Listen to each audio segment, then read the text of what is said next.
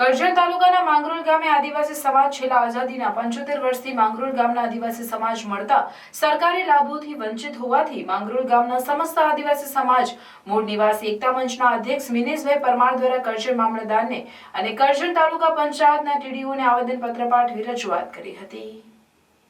કરજણ તાલુકાના માંગરોળ ગામે આદિવાસી સમાજ છેલ્લા આઝાદીના 75 વર્ષથી માંગરોળ ગામના આદિવાસી સમાજ મળતા સરકારી લાભોથી વંચિત હોવાથી માંગરોળ ગામના સમસ્ત આદિવાસી સમાજ મૂળ નિવાસી એકતા મંચના અધ્યક્ષ મિનેશભાઈ પરમાર દ્વારા આજરોજ કરજણ મામલતદારને અને કરજણ તાલુકા પંચાયતના ટીડીઓને આવેદનપત્ર પાઠવ્યું તેમજ મામલતદારને ટીડીઓ સામે મૌખિક રજૂઆત પણ કરી હતી, જેમાં જણાવ્યું હતું કે આઝાદીના 75 વર્ષથી અમારા ગામમાં રોડ, રસ્તા, આવાસો, રેશન કાર્ડ, અનાજ, શુદ્ધ પીવાનું પાણી, ઢોરને પીવાના પાણીની સુવિધા વગેરેથી વંચિત છે।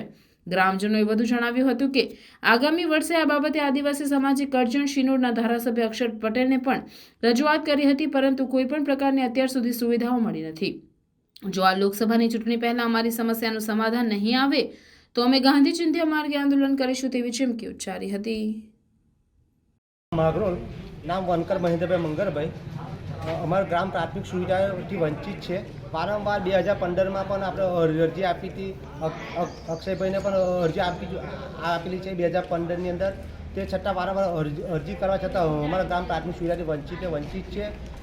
અગાઉ પણ મનસુખભાઈને 30 વર્ષથી રાજ છે મનસુખભાઈનું, પણ મનસુખભાઈ એક પનોટા પુત્ર છે ભરૂચ જિલ્લાના, અને અમારા ગામના આદિવાસી વિસ્તાર 85% છે, પણ માંગરોળ ગામના આદિવાસીઓને મનસુખભાઈએ વાસી રાખ્યા છે, આદિવાસીઓને વાસી રાખવામાં આવ્યા છે। છતાં રામજીભાઈને પણ અમે ચૂંટીને લાવ્યા હતા, છતાં રામજીભાઈ કંબોલાના વતની છે, જિલ્લા ન્યાયસમિતિ ચેરમેન બન્યા હતા, એ પણ આદિવાસી છે, પણ અમારા ગામના આદિવાસીઓને વાસી રાખવામાં આવ્યા છે। છતાં અમે અક્ષયભાઈને પણ ચૂંટીને લાવ્યા છે છેલ્લા 10 વર્ષથી, છતાં પણ અમને લોકોને આદિવાસીઓને વાસી રાખવામાં આવ્યા છે।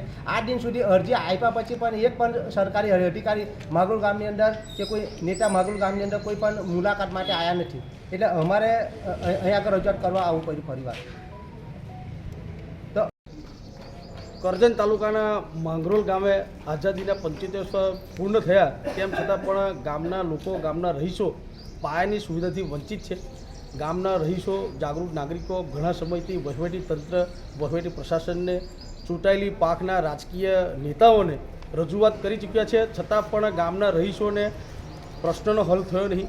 ગામમાં મુખ્ય પીવાના પાણીની ટાંકીનો પ્રશ્ન છે, રોડ રસ્તાનો પ્રશ્ન છે, આવાસનો પ્રશ્ન છે, ધોબી ઘાટનો પ્રશ્ન છે, રેશન કાર્ડનો પ્રશ્ન છે, એવા અનેક પ્રશ્નોથી ગામના લોકો વંચિત છે। તેમ છતાં પણ આ વહીવટી તંત્રનું પેટનું પાણી હલતું નથી, જેના માટે આજરોજ માંગરોળ ગામના રહીશો દ્વારા મૂળ નિવાસી એકતા મંચ દ્વારા કરજણના મામલતદાર સાહેબશ્રીને આવેદનપત્ર પાઠવ્યું છે, અને અમારી મુખ્યત્વે માંગણી છે કે જે આ પ્રાથમિક સુવિધાથી ગામના લોકો હેરાન પરેશાન થઈ રહ્યા છે એનો ત્વરિત નિકાલ કરવામાં આવે, અને લોકસભાની ચૂંટણી જાહેર થતાં પહેલાં આ ગામના પાયાના જે પ્રશ્નો છે એનો હલ નહીં કરવામાં આવે તો આગામી દિવસોમાં ગાંધી ચિંધ્યા માર્ગે ઉગ્ર આંદોલન કરીશું।